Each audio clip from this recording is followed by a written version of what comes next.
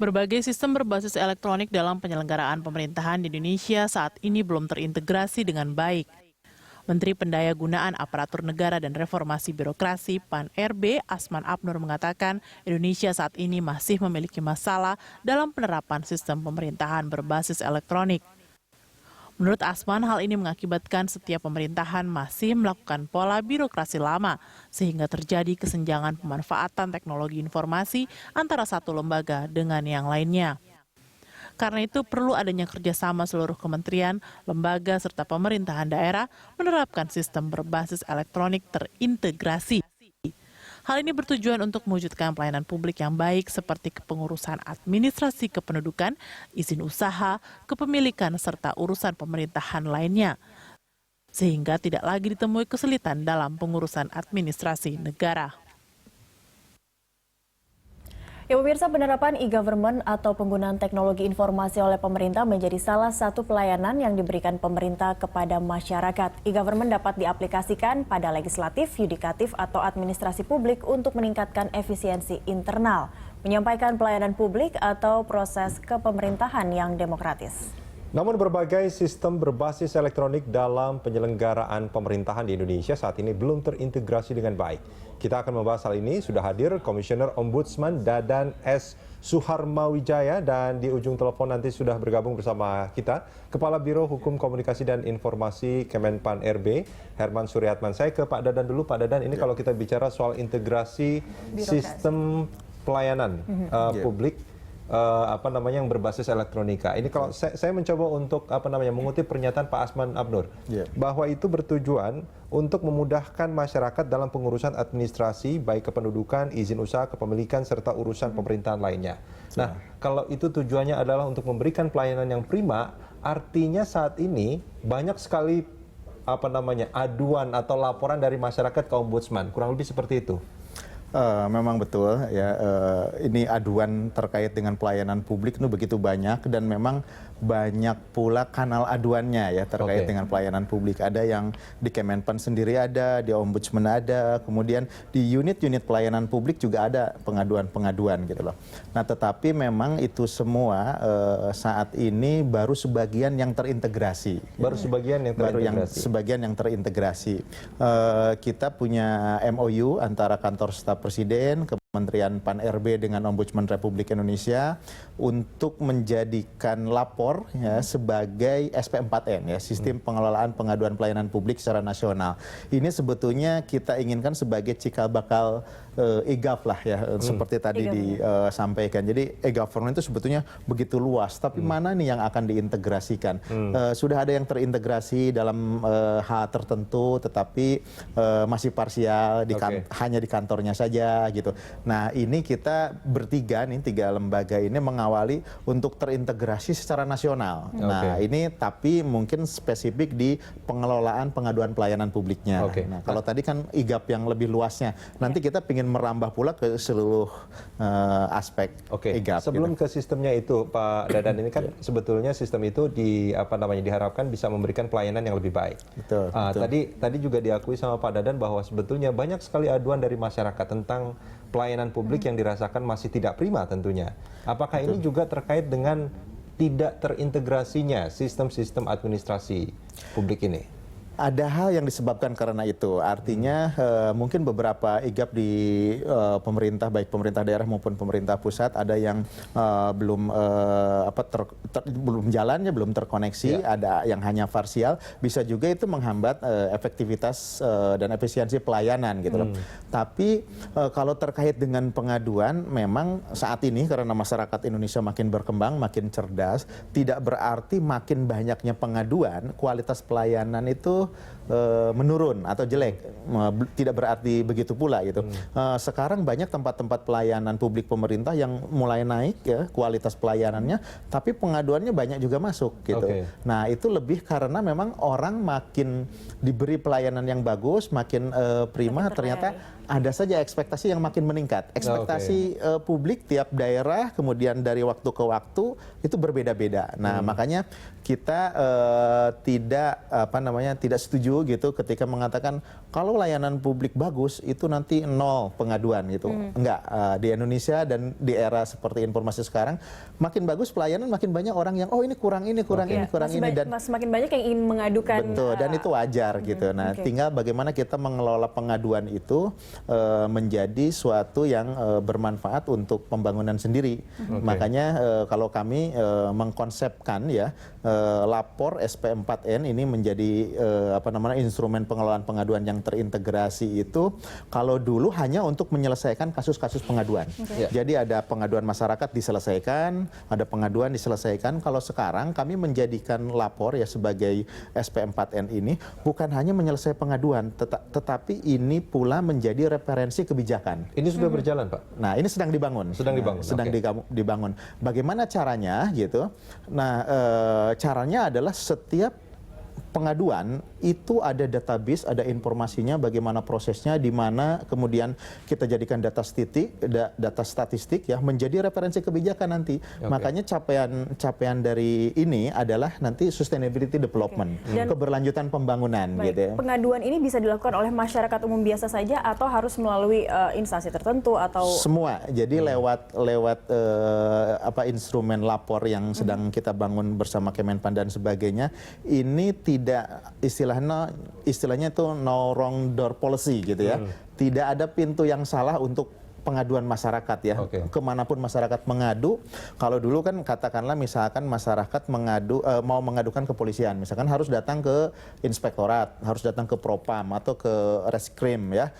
Kalau sekarang orang datang ke rumah sakit mau mengadukan tentang kepolisian bisa saja, karena di sana ada unit pengelola pengaduan di rumah sakit, kemudian tersedia lapor gitu ya, lapor di sana oleh petugas diarahkan ini silakan ngadu di sana, instansi mana yang akan diadukan, di situ bisa langsung ditulis oh ternyata yang diadukan bukan rumah sakitnya itu, yang diadukan institusi lain. Jadi masyarakat bisa mengadu ke mana saja. Memang ini yang menjadi impian bersama ya antara KSP, Kemenpan dan Ombudsman. Jadi kunci kita sebetulnya di sini ada integrasi ya, integrasi yang diintegrasikan apanya? Sistemnya dan mekanismenya. Kemudian dari integrasi itu masuk ke sinergi. Yang disinergikan apanya? Keseluruhan proses pengelolaan pemerintahan di semua instansi itu harus sinergi.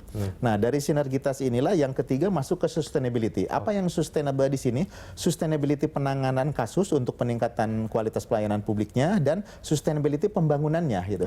Jadi dari pengaduan-pengaduan masyarakat itu bisa kita pakai untuk meningkatkan kualitas pelayanan pemerintahan. Agar gitu. pengaduan masyarakat tidak hanya didengarkan tapi tidak diselesaikan dan tidak memberikan solusi. Dan tidak hanya diselesaikan. Jadi pengaduan masyarakat itu tidak hanya diselesaikan, tidak hanya didengarkan, tetapi hasil aduan masyarakat itu menjadi referensi kebijakan. Yang seperti itu. Nah, ini melalui sambungan telepon sudah ada humas dari Kemenpan RB, Pak Herman. Selamat siang, Pak. Ya, selamat siang. Pak Herman, di studio juga ada Pak Dadan dari Ombudsman ya? Iya, selamat siang Pak Dadan. Gimana kabarnya, Pak? Pak Herman, saya mencoba untuk mengutip pernyataan Pak Menteri ini, bahwa di Indonesia ini masih memiliki masalah dalam penerapan sistem pemerintahan berbasis elektronik. Iya. Ini di bagian mana saja sebetulnya yang masih bermasalah saat ini, Pak Herman? Iya, persoalan kita sebagaimana kita ketahui bahwa salah satu yang dihadapi oleh birokrasi adalah inefisiensi. Ya, kalau kita lihat hasil riset ya dari World Economic Forum, peringkat Indonesia saat ini di posisi 37 untuk daya saing. Peringkat kita di 37 dan salah satu persoalan yang perlu mendapatkan perhatian serius dari semua pihak, terutama pemerintah, adalah inefisiensi birokrasi. Itu yang pertama. Di yang lain kita juga dihadapkan dengan masih tingginya pengaduan masyarakat atas berbagai pelayanan publik. Tadi Pak Dadan juga sudah menyampaikan untuk menjawab dua persoalan tadi ya, inefisiensi dan masih belum optimalnya pelayanan publik. Maka ya salah satu upaya yang kita dorong adalah menerapkan sistem pemerintahan berbasis elektronik atau e-government. Ya, ini Pak Herman, ini juga ada saya kutip pernyataan lainnya bahwa sebetulnya masing-masing badan pemerintahan telah membangun sistem berbasis elektronik yang sudah cukup canggih. Namun sistem tersebut belum terhubung. Apakah belum terhubungnya ini memang sama sekali belum direncanakan atau sebetulnya ada kendala dalam proses menghubungkan semua sistem-sistem ini? Ya, saya kira kita harus ada pemahaman yang sama dulu bahwa e-government ya atau sistem pemerintahan berbasis elektronik itu bukan hanya semata teknologi informasi. Teknologi informasi itu bagian kecil saja, tapi yang paling utama adalah bagaimana mendorong sistem tata kelola pemerintahan dengan memanfaatkan teknologi untuk mewujudkan birokrasi pemerintahan yang efektif dan efisien. Yang terjadi saat ini kita kan masih silo-silo ya, baik dari sistem maupun infrastruktur. Itu yang menjadi PR, bagaimana ke depan kita akan dorong integrasi. Oleh karena itu, hal yang tengah kita lakukan saat ini adalah merumuskan, menyusun peraturan presiden tentang sistem pemerintahan berbasis elektronik. Kebetulan kami dari Kementerian PAN-RB bertanggung jawab dari sisi policy, dari sisi kebijakannya. Bagaimana kelembagaannya e-government, bagaimana SDM-nya, bagaimana tata kelolanya, bisnis prosesnya seperti apa, dan termasuk di dalamnya juga terkait dengan infrastruktur. Tentu nanti kita berbagi tugas. Untuk infrastruktur itu ranahnya Kementerian Kominfo, tetapi untuk kebijakan policy-nya ada dari Kementerian PAN-RB. Jadi ini menjadi PR kita ya, bagaimana mensinergikan, mengintegrasikan pelaksanaan e-government yang masih pulau-pulau, baik di pusat maupun di daerah. Pak Herman, artinya secara polisi dan secara infrastruktur saat ini memang belum memadai untuk membuat semua ini terintegrasi, atau bagaimana? Ya, saya kira step by step ya, ongoing proses, karena faktanya hari ini kita kan sudah menerapkan e-government. Faktanya hari ini kita sudah melaksanakan e-government, tetapi belum optimal, belum ada sinergi satu dengan yang lainnya. Oleh karena itu, langkah yang menjadi sangat penting dari sisi regulasi. Nah, saat ini Menpan sedang memfinalisasi peraturan presiden tentang sistem pemerintahan berbasis elektronik. Dan nanti regulasi ini akan menjadi rujukan untuk mendorong integrasi implementasi yang saat ini masih pulau-pulau, baik di pusat maupun di daerah. Iya. Pak Herman, dinyatakan juga oleh Pak Menteri juga ini bahwa pelaksanaan menuju ke e-government ini justru di daerah aplikasinya lebih baik seperti itu. Salah satu contohnya mungkin ada di Kota Bandung dan juga Kota Yogyakarta. Kalau Bandung untuk e-budgeting dan Yogyakarta juga sudah maksimal. Memang untuk beberapa daerah kami melihat seperti yang disampaikan oleh Pak Menteri itu sudah relatif lebih maju ya. Misalnya di Kota Bandung, kemudian di Banyuwangi, di Surabaya, tapi itu kan untuk beberapa item, belum dalam e-government secara sistemik. Karena tadi seperti yang saya sampaikan, e-government atau sistem pemerintahan berbasis elektronik adalah tata kelola pemerintahan dengan menggunakan teknologi informasi untuk mendorong efisiensi dan efektivitas pemerintahan. Nah, dan prakteknya di beberapa daerah sudah cukup baik, tapi itu kan parsial. Nah, harapan kita ke depan kita akan dorong ini dilakukan secara komprehensif, secara sistemik, sehingga betul-betul berpengaruh, berdampak terhadap efektivitas dan efisiensi birokrasi. Ya, baik dari sisi anggaran, termasuk juga efektivitas dalam pelayanan publik. Sehingga publik nanti akan merasakan kepuasan dalam mendapatkan berbagai pelayanan. Jadi e-gov itu atau sistem pemerintahan berbasis elektronik hanya tools saja, hanya alat saja. Endingnya adalah bagaimana bisa mensejahterakan masyarakat, meningkatkan pelayanan publik.